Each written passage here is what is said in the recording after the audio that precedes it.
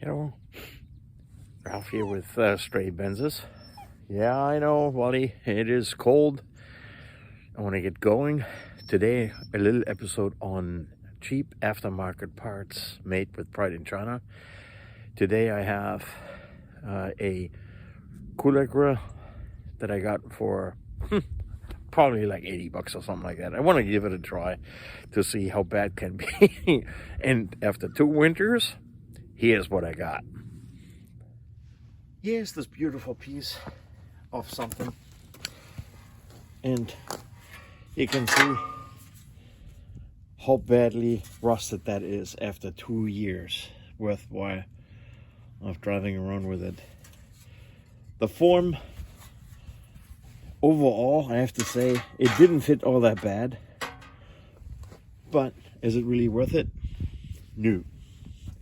I do have a product to recommend to you guys that way back when an old friend of mine recommended to me from Great Britain, and don't know where this stuff is made, but never dull. Works really well even on stuff like this.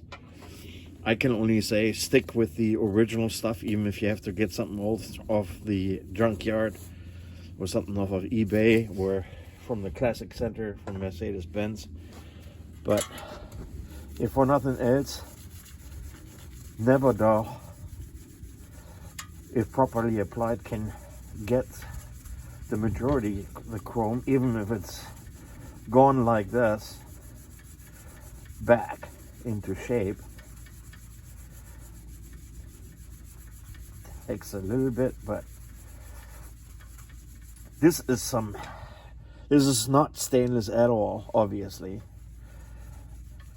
It's unlike the original OEM Benz parts that are stainless with a little bit of a chrome covering on top of it, but that stuff will not do what this thing does. So overall, can you get that back into a halfway decent shape with this product? Yeah, but this belongs in the junk heap. Goes to show that the cheap parts that you can get, they can get you out of a bind, but don't expect for that stuff to last like the original parts. Another mini episode of Stray Benzes is in the books. Keep the classic Benzes back on the road. I wish you good luck. Give the channel a like. And until next time, bye-bye.